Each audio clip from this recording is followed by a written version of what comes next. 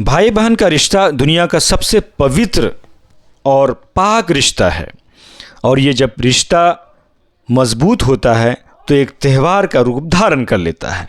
जी हाँ, रक्षाबंधन भारत का किसी एक विशेष वर्ग का त्यौहार न होकर के ये भारत के सभी वर्गों में ये त्यौहार हर्षोल्लास के साथ मनाया जाता है। यही ऐसा त्यौहार है जो हमारे संबंधों को, हमारे भाई बहन के रिश्तों को न सिर्फ मजबूत करता है बल्कि एक दूसरे के मजबूत ताकत बन कर के दीवार की तरह भाई बहन की रक्षा के लिए खड़ा होता है। जी हाँ, मुस्लिम राष्ट्रीय मंच दिल्ली प्रदेश की ओर से भाई बहन मिलन समारोह का कार्यक्रम गालिब इंस्टीट्यूट नई दिल्ली के सभागार में आयोजन किया गया। इस अवसर पर मुस्लिम राष्ट्रीय मंच के संरक्षक और मार्गदर्शक इंद्रेश कुमार ने बताया कि आज देश भर से मुस्लिम बहनें, मुस्लिम महिलाओं ने यहाँ पहुँच करके जो राखी बांध करके भाई बहन के रिश्ते को एक मजबूत और एक संदेश दिया है, वो आज हर भारतीयता के अंदर एक गदगद कर रहा है, बल्कि मन को और एक तरह से उत्साहपूर्वक बना रहा है। इंद्रेश कुमार ने कहा कि यही भारत की सभ्यता की खूबसूरती और यही हमारा एक चिन्ह है कि अनेकता में एकता है। यही भारत की परंपरा रही है और मुस्लिम राष्ट्रीय मंच इसी परंपरा को आप तक पहुंचाता है। दिल्ली के और भारत के अन्य जगह पर जाकर मुस्लिम राष्ट्रीय मंच भारत की मजबूत नींव की बुनियाद को न सिर्फ आगे लेके जा रहा है बल्कि लोगों के अंदर भारतीयता, राष्ट्रीयता कैसे मजबूत हो और वो और लोगों को कैसे एक आकर्षित करे, ये मुस्लिम राष्ट्रीय मंच का महत्वपूर्ण योगदान है। मुस्लिम राष्ट्रीय मंच के संरक्षक इंद्रेश कुमार ने कहा कि वन नेशन वन इलेक्शन पर उन्होंने कहा कि कुछ ऐसी मानसिकता के लोग अभी विपक्षी दलों में हैं जो नहीं चाहते कि भारत विकास की ओर अग्रसर रहे, भारत दुनिया में अपना एक अलग पहचान बनाए। उनके अंदर अभी भी नकारात्मक ऐसी है, लेकिन मुस्लिम राष्ट्रीय मंच ने कहा कि आदरणीय प्रधानमंत्री नरेंद्र मोदी का जो विज़न है कि वन नेशन वन इलेक्शन, ये भारत के उज्जवल भविष्य का एक मजबूत प्रतीक है।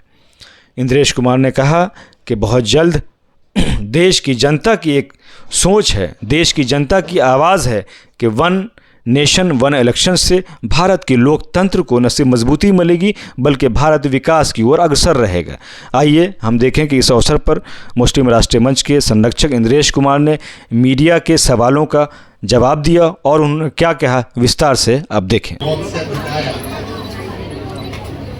गरीब था, बड़ा देश था, तो भी इंसानियत सबसे बड़ी दुनिया की हिंदुस्तान के मेरे से आगे चला रहा मैं विल पावर इतनी मजबूत है कि जब वो वैज्ञानिकों के साथ खड़ी हो गए तो मेडिकल क्षेत्र में बेस्ट वैक्सीन और बेस्ट काढ़े आए।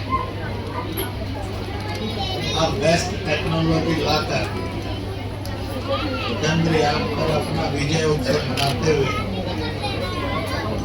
आज भारत के 140 करोड़ और दुनिया के अंदर बसे हुए 40-50 करोड़ हिंदुस्तानियों का सिर गर्व से उठा है। और हिंदुस्तानी केवल हिंदुस्तानी और भारतीय हो गया, मजहब से ऊपर उठा, जात से ऊपर उठा, दल से ऊपर उठा, भाषा से ऊपर उठा, सूबे की पहचान से ऊपर उठा, तिरंगा लेकर हिंदुस्तान जिंदाबाद भारत माता की जय से गूंजने लगा। हिंदुस्तान जोड़ता है, तिरंगा मिलाता है। इनकी जय जयकार हिंदुस्तानी का स्वाभिमान जागृत करके दुनिया का सिंबल बनाता है। इसे हिंदुस्तान का एक त्योहार है, भाई और खून के रिश्ते का, जिसको राखी का त्योहार कहते हैं। जेंडर भेद ना हो, औरत पर जुल्म ना हो, जो ये पौराणिक शिक्षा है, तहजीब है, जो ये गीता का संदेश है, जननी और जन्मभूमि स्वर्ग से बाहर है, माँ के कर्मों में जन्नत है, उबल बतने निष्कुल ईमान। और इस प्रकार से औरत की इज्जत हो, ना कि उसका सम्मान कुचला रहे, उसकी इज्जत लूटे। घर घर में इस तालीम को, इस इल्म को पहुंचाने के लिए मुस्लिम राष्ट्रीय मंच अनेक कदम उठाते हैं। उसमें से एक कारगर कदम है, इस दिनों में भाई बहन मिलन के प्रोग्राम किए जाते हैं। चंद्रयान के विजय उत्सव भी जुड़ गया, इसलिए वो भी साथ मनाया। धीरे धीरे अनेक कार्यक्रम को हिंदुस्तान में राखी के त्योहार के मुस्लिम मंच मनाता है और ये संदेश देता है हर एक के पास मजहब और दीन है, इसलिए इंसानियत कहती है, लोकतंत्र कहता है, कॉन्स्टिट्यूशन कहता है अपने अपने मजहब दीन पर चलो, दूसरे के दीन की इज्जत करो, मजम्मत नहीं करो। कुछ लोग जब दूसरे के दीन की आलोचना करते हैं, वे देश के पूज्य बाबा साहब अम्बेडकर के संविधान का अपमान करते हैं। 1950 में तब एक देश में एक चुनाव सन 52 में हुआ, 57 में हुआ, 62 में हुआ, 67 में हुआ।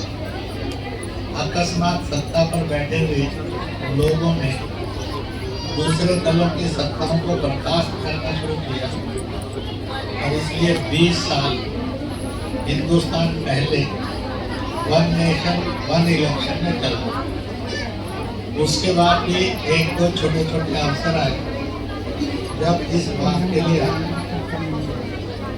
हमारे देश को तरक्की करनी है, तालीम देनी है, जरूरत की जो बेसिक नीड्स हैं वो हर परिवार को मिलेंगे चाहिए। इलेक्शन बड़ा खर्चीला हो गया है, इसलिए लॉ कमीशन ने भी इसको रिकमेंड किया था। तभी doctor Bhimrao Ambedkar, doctor Rajendra Prasad, doctor Radhakrishnan, अन्य सब नेताओं ने भी ये कहा था चुनाव जरूरी है, परंतु एक ही समय में हो जाए तो 3-4 महीने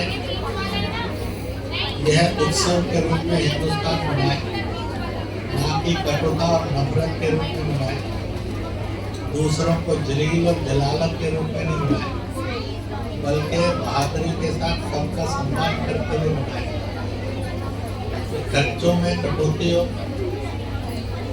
इलेक्शन में ही समय बर्बाद ना होकर तालीम तरक्की के लिए समय लगे। जो ऐसी मुसीबतें हैं जिनसे दो हाथ करना पड़ता है, उनसे दो हाथ करें। जात और मजहब में, अमीर गरीब में और मर्द में समाज तकसीम ना हो, इतना ही नहीं है, हर एक को तन ढकने के लिए, कपड़ा से छुपाने के लिए छत मिले, मुल्क के सब लोग मिलजुल कर तालीम तरक्की की तरफ मुल्क को बढ़ाएं और दुनिया को रोशनी और रास्ता दिखाएं। इसलिए कुछ साल पहले तो अधिकांश दलों ने कहा था ये होना चाहिए, और लगता है कि वह राजनीतिक दलदल में फंसकर कुछ विरोध करने लगे, परंतु देश की मेजोरिटी जनता चाहती है इलेक्शन हो, फेयर इलेक्शन हो, इलेक्शन जरूर हो, लोग मतदान में रुचि बढ़ाएं, समाज जाति मजहब में बटे नहीं, क्योंकि मजहब नहीं सिखाता आपस में वैर करना। इसलिए मजहब तालीम का और मोहब्बत का रास्ता है।